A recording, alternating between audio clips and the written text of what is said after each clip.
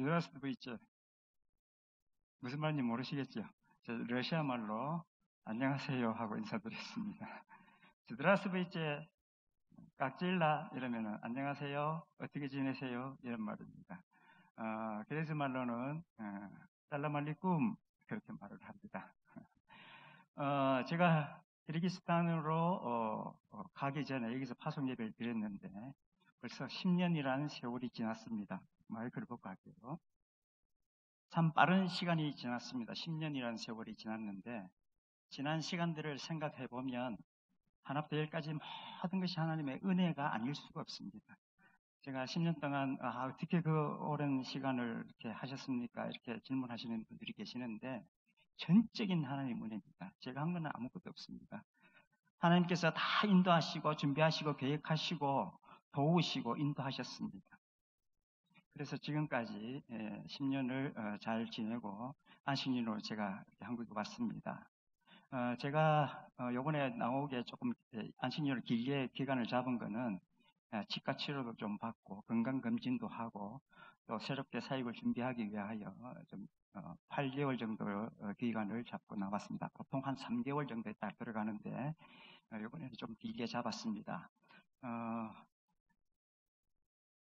제가 그 선교사로 가게 된 과정을 좀 이렇게 설명을 모르시는 분들이 많이 계실 것 같아서 한번 설명을 드리겠습니다. 저희 부모님은 이북에서 피난 나오신 분들입니다. 함경도에서 흥남부두에서 배를 타고 그때 우리 6.25 전쟁 때 그때 1사 부대 때라 그러죠. 그때 이제 배로 이렇게 피난 나오셨는데 그래서 처음에 거제도의 포로 수용소에서 생활하시다가 거기서 이제 이주해서 부산으로 들어와서 처음에는 부산 용산공원 이쪽에 판자촌들이 있었다고 합니다. 거기에 좀 계시다가 불이 나고 또 여러 가지 힘들고 어려운 고생들을 하셨는데 그 이후에 그때 이제 남포동 교회, 지금으로 하면은 부산 침례교회입니다. 그 교회의 관리 집사님으로 일을 하게 되셨습니다. 그 피난 나오게 된 동기도 이북에서 아주 신앙생활 열심히 하셔서 미국 선교사님들이 몇몇 그 신앙 좋은 분들만 빼서 피난시키는데 우리 가족이 아버님, 어머님이 그게 들어가서 피난을 하게 되셨고 그 과정을 이야기하면 아주 길고 눈물 나는 일들이 많이 있지만 생략하겠습니다. 시간상. 그래서 이제 부산으로 이주했다가 남포동 그 침례교회, 지금은 부산 침례교회 거기에 관리집사님으로 일을 하시다가 동광교회에서 또 이렇게 부탁을 받고 동광교회 와서 약 20년, 그러니까 만 18년 동안 동광교회의 관리집사님으로 일을 하셨습니다. 그때 당시에는 관리집사님이라고 하는 호칭도 없었고요. 사찰집사님, 사찰이라고 호칭을 했습니다. 솔직히 말하면 그때 당시는 사찰이라고 그러면 교회 모습이었습니다.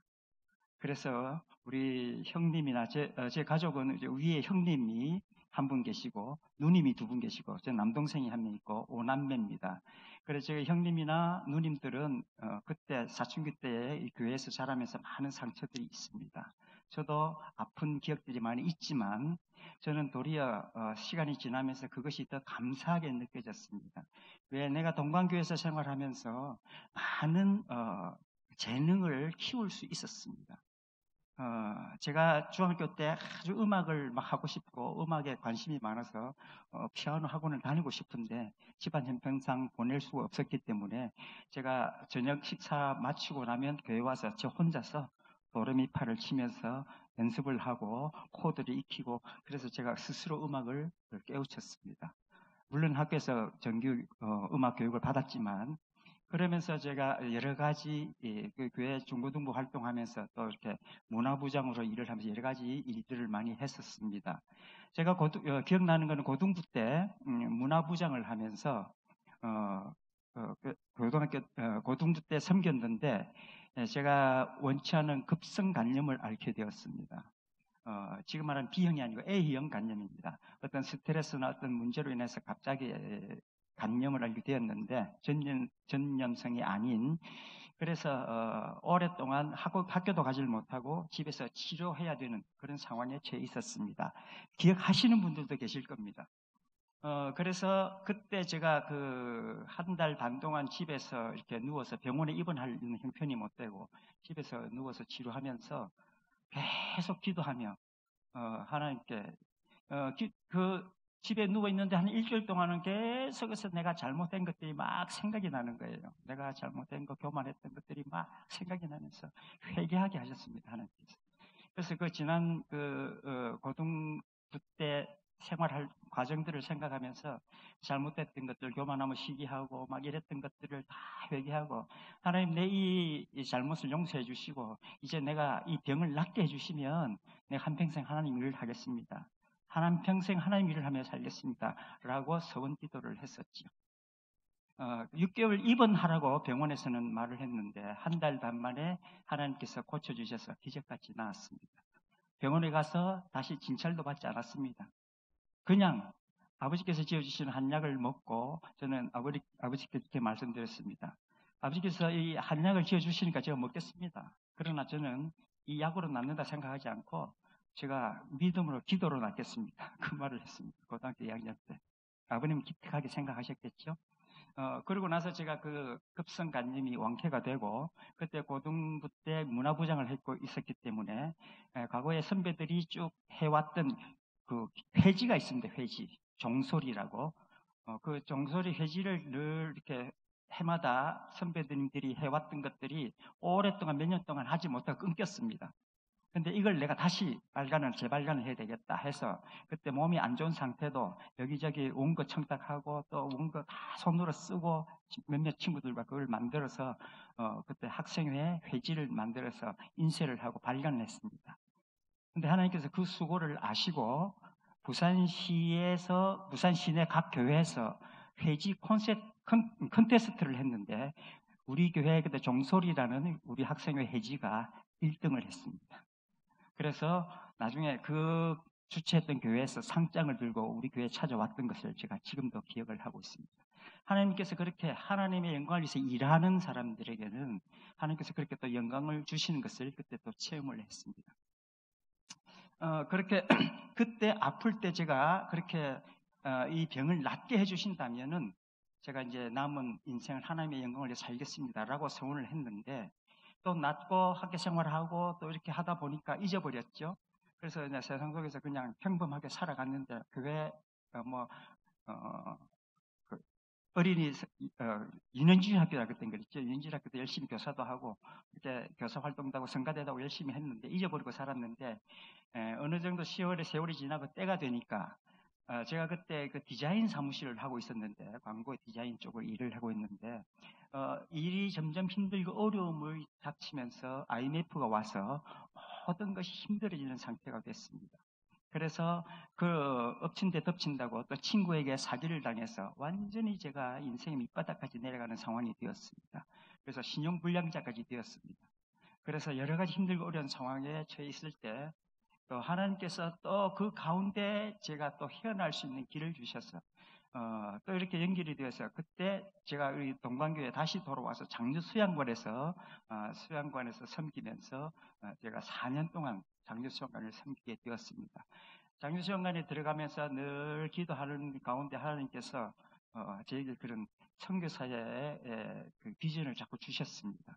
그래서 수양관에서 제가 원래 기도할 때 5년을 여기서 섬겨라고 하나님께서 말씀을 주셨는데 4년을 섬기고 제가 수양관을 그만두게 되었습니다. 그러면서 우리 교회에서 기억하실지 모르겠는데 전도대학을 그때 했었죠. 우리 교회에서 전도대학을 했을 때 제가 거기서 참석하게 되고 거기서 2년간 모든 과정을 마치고 3년 동안 섬기면서 전도 조장으로 막 같이 다니신 분들 계십니다. 우리 김옥생 집사님이나 여러분들, 우리 권사님들도 계시죠. 가서 아파트 문 벨 눌리고 문 열면 발로 딱 문 못 닫게 막고 막 전도하는, 그리고 결신시키는 그런 일들을 한 3년간 훈련을 받고 했었습니다.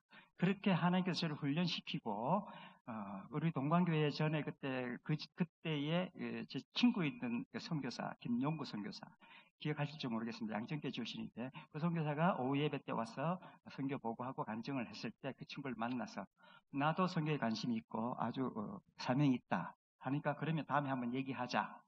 그렇게 해서 얘기한 후에 제가 극적으로 키르기스탄으로 가게 되었습니다. 그 친구가 키르기스탄에서 GBT 성경 번역 선교사로 일을 하고 있을 때였습니다. 그래서 제가 가게 됐는데 그 가게 된 과정도 생각하면 정말 하나님의 은혜입니다. 아무것도 없고 거기에서 언어도 되지도 않고 내가 그 직업을 가질 수도 없고 더군다나 저는 뭐 목회를 하다가 가는 전문 선교사가 아니고 그냥 평신도 선교사로 가야 되기 때문에 모든 것을 제가 해야 되는 상황이었습니다. 그래서 갈 때는 이렇게 저렇게 하고 필요한 경비를 딱 놓고 그때 이제 목사님께 말씀드려서 그때 배 목사님께서 또 이렇게 허락을 주셔서 파송 예배를 드려 주셨습니다. 그래서 내가 파송 예배를 드리고 필요한 경비들을 딱 놓고 이게 얼마 이렇게 필요한 걸 딱 놓고 기도하니까 파송 예배 끝나고 나서 여러 우리 성도님들께 후원금을 주시고 해서 딱 전세금 빼고 딱 맞추니까 딱 필요한 만큼 채워주셨습니다. 그래서 기가 막히게 그 필요한 돈을 가지고 모든 것 준비하고 비행기 티켓을 사고 키르기스탄에 가게 되었습니다. 지난 10년을 생각해 보면 정말 지금까지 왔던 것이 또한 거기서도 하나님께서 훈련을 하게 하셨습니다. 계속 훈련입니다. 제가 지난 날을 생각해 보면 학창 시절 또 뭐 청년 시절을 생각해 보면 그것들이 전부 다 하나님께서 훈련 과정이었습니다. 제가 참 달란트를 많이 받았습니다.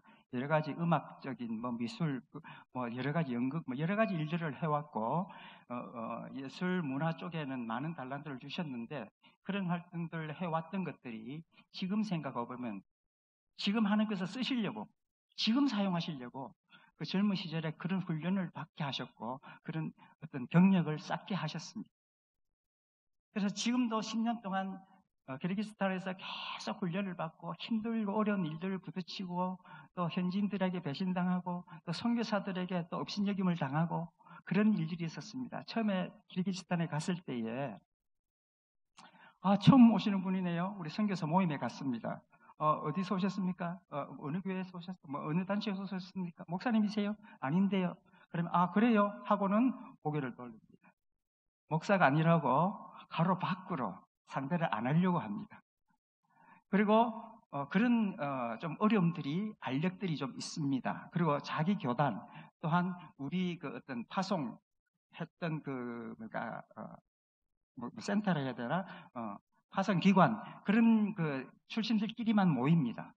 그래서 그런 소속이 없는 분들이 또 모여서 개인 사역자 모임을 또 함께 모여서 예배드리고 여리고 정보 교환하고 하는 그런 또 모임도 가졌는데 어쨌든 지난 시간들을 생각하면 모든 것이 하나님의 은혜로 지금까지 왔습니다. 지금까지 물심양면으로 기도해 주시고 또 후원해 주신 여러 우리 성도들께 당회를 비롯하여 모든 성도들께 진심으로 감사를 드리고 이제 PPT를 통하여서 그동안에 있었던 일들을 보고를 하겠습니다.